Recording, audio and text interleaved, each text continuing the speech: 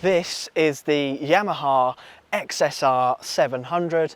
We've finally got our hands on a Yamaha, so I'm very excited about this one. So let's get into it. So first impressions, as you walk up to the bike, it looks quite small and compact, but sitting on it, it actually feels very comfortable ergonomically for someone of 6'1", which I will show you what it looks like underneath me later on in the video. And as you pull away, this engine is so smooth and it's a very easy bike to ride. The clutch is very light, the gears are silky smooth, and it's a very pleasant bike to ride around town. Doing city commuting, this bike would be perfect.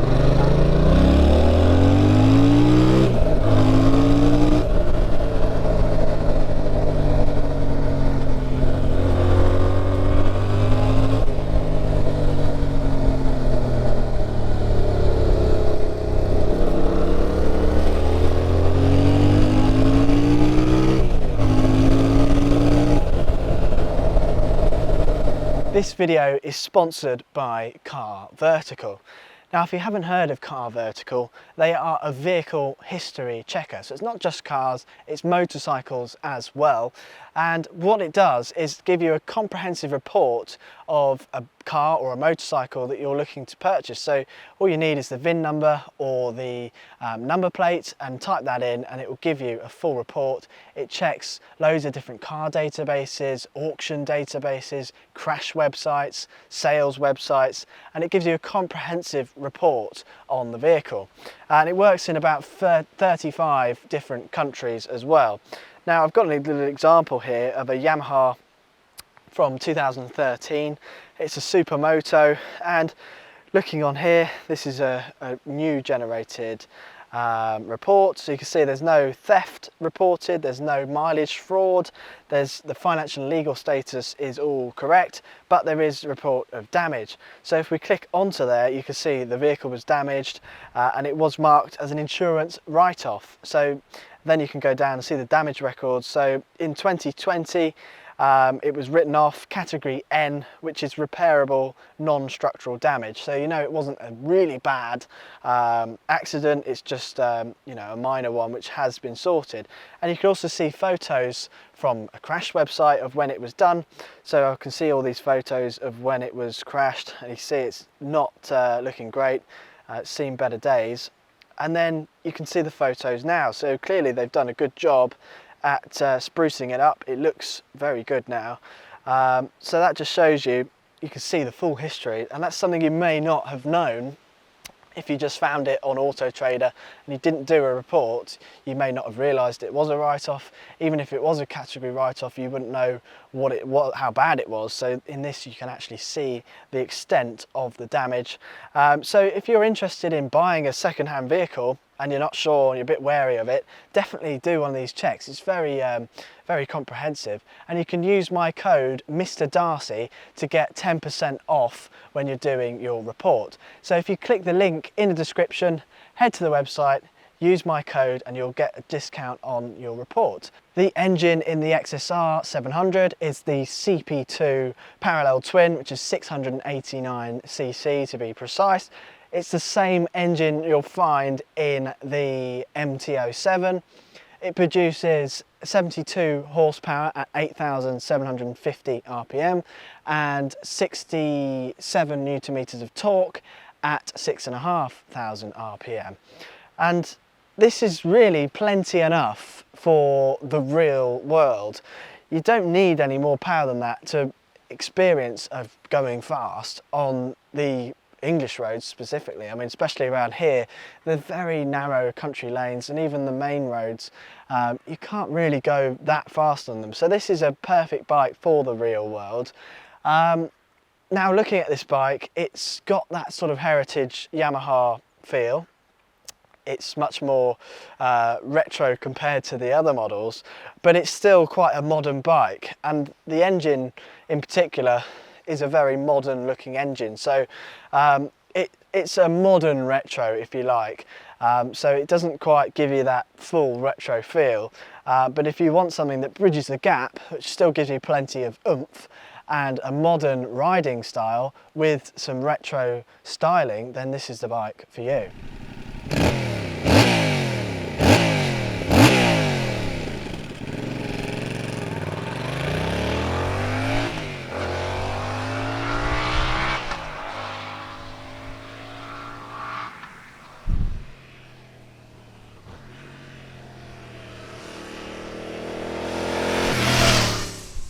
When you're pulling off in a town situation off the traffic lights, you've got to give it a little bit more revs than perhaps a more torquey bike, but it's very comfortable at low RPMs, and you can use this as a city commuter or a town riding bike very comfortably. It's nice and narrow, so you can weave in and out of traffic very easily, but it's also very much at home on the country lanes. It really likes the corners, the twisty stuff. You can really lean it in and get the most out of this thing, and when you ring its neck in, you do get the most out of it, and it does like to be revved, so you do have to rev this bike right up to get the most out of it, but it is a rewarding ride when you do. You've got double disc brakes on the front and single on the rear. Stopping power is excellent, really good, so no complaints there. You've got telescopic forks on the front, which are nice in black, not anodized gold, and they're really good. Link suspension, swing arm, very good. So suspension is actually very nicely set up for the real world, so when you're going over bumps and things, it doesn't feel too harsh, but it's not too soft either, so it's just right, so no complaints there either.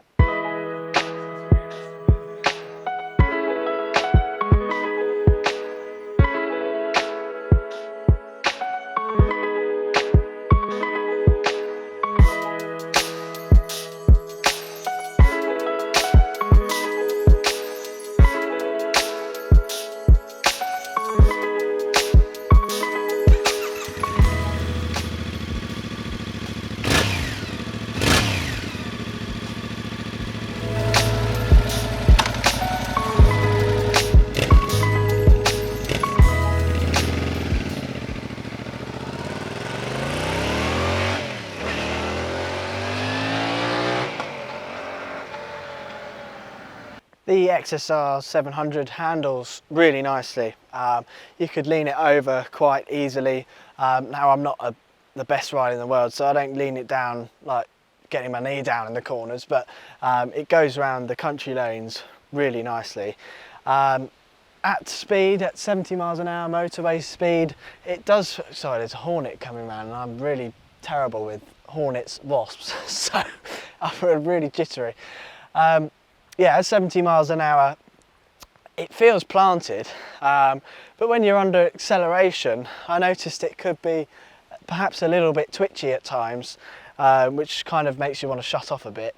The front end becomes really light when you're really accelerating, so that does mean that you can get a little bit twitchiness here and there, but overall the handling is very good. Now, Yamaha say that the engine in this bike is characterful, and I don't think that is a word I would use to describe this engine. I'd say it's a very good engine, a very smooth engine, and a very reliable engine, but characterful is probably not a word I would use to describe it. If you were looking for character and you want a retro style bike, I would opt for something like a Triumph Bonneville if I wanted similar power and speed, or if I wasn't too bothered about power, I'd go for something like a Royal Enfield Interceptor, which are characterful engines, but this does definitely lack in terms of character. It's a very modern feeling, smooth, enjoyable ride, but not a characterful one. And I don't think the exhaust that comes as standard helps with that matter, but as with any exhaust, it's very quiet, but this seems extra quiet. Compared to some other bikes I've ridden recently, it really is quiet, so definitely needs an aftermarket exhaust.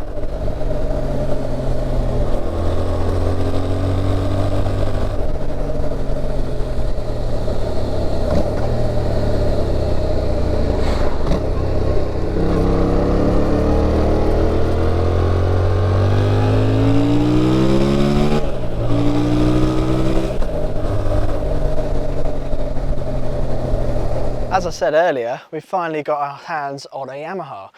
We've been trying to get a Yamaha direct from Yamaha for a couple of years, but we've never got anywhere with it. But I've been very kindly lent this one by Sycamore Yamaha in Uppingham, and it's a really nice little dealership. It's attached to Sycamore Harley Davidson. They've also got a second-hand showroom, and they've got a bike for everyone basically. So big thanks to James in Yamaha for lending me this bike, and Ed of course, and I'll show you what it looks like inside as well. Very nice dealership and great staff. So the XSR700 costs £8,260 in the UK, brand new, and I think that is a very reasonable price for this bike. I think you're getting a lot of bike for the money. You've got two different colour options, which are historic black, which I've got the bike in here, or historic white. I definitely prefer the black. I love the gold accents, and the gold wheels look really nice as well. This is just a sticker, but it still looks nice. You've got that, that's the same colour on both. But yeah, really nice colour. The wheelbase is 1,405mm, so it is quite a short bike, and it does feel it. But that also means that the turning circle, also due to the rake of the steering, etc., is fantastic. You can turn this bike easily on a single lane without having to do a second shunt. So the turning circle is fantastic. It weighs 188 kilograms wet weight, so it's very light and it does feel light. It's so easy to maneuver. So if you're not used to bigger bikes, this is going to feel really nice and comforting for you. You can maneuver it around in a car park very easily and at slow speed without any problems. The seat height is 835mm and I am 6'1". This is what I look like sat on the bike. So it's a comfortable riding position. My arms are nicely, got a nice width. My legs are in a nice bent back position. So it is actually a good position. Shit.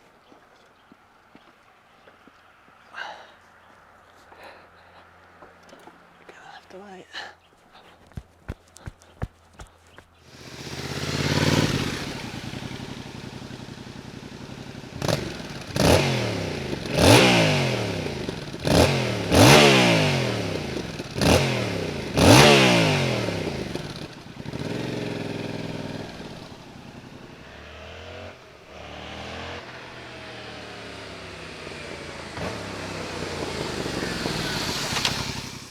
The fuel tank is 14 litres, so it's a good size and it's a very attractive looking tank. Don't like the look of the tank on the MT-07, it's too pointy and modern. This is a nice retro looking fuel tank. In terms of fuel economy, it'll do 4.3 litres per 100 kilometres, which is about 65 miles per gallon UK gallons or 54 miles per gallon US gallons. So pretty good fuel economy for the amount of performance you're getting. I think overall this is a very good looking bike, and it is one of the best looking bikes out of the Yamaha lineups in my opinion. But I think for £8,200 some of the parts would have been nice to have in metal rather than plastic, but then you could argue that that's for weight saving. But you know, this is all plastic. The rear mudguard is plastic. This is plastic. You know, everything around the headlamp is plastic. The front mudguard is plastic. These covers are all plastic. So although it looks good on the surface, a lot of it's plastic, which you could then go, well, is it worth paying that money for all that plastic? Bikes like Royal Enfield use some really nice looking metal parts which are beautiful, but you tell me what your thoughts are on that. It could just be for weight saving, which I understand. Plastic's a lot lighter than metal.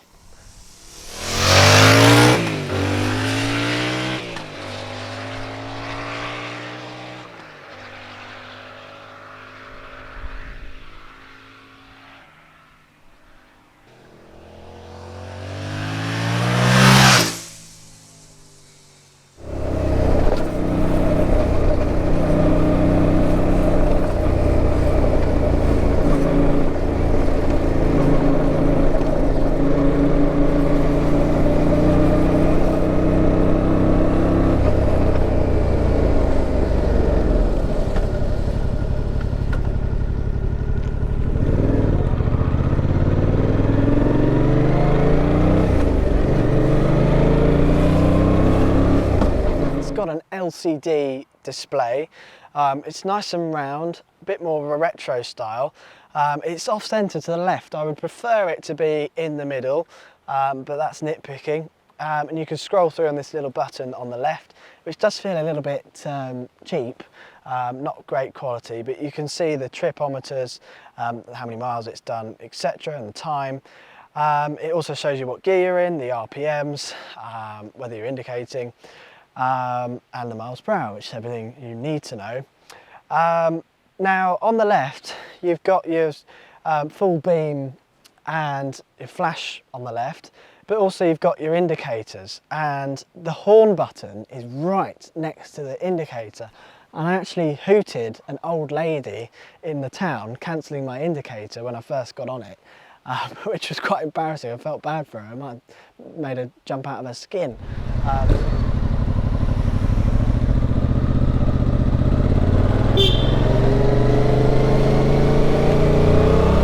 So that could do with being further up or out of the way or on the other side somewhere else, so that you're not hitting your horn when you're trying to cancel your indicators. So that's a little design fault that they should really move. The mirrors are okay. They could do with being a little bit wider to see more of the road behind.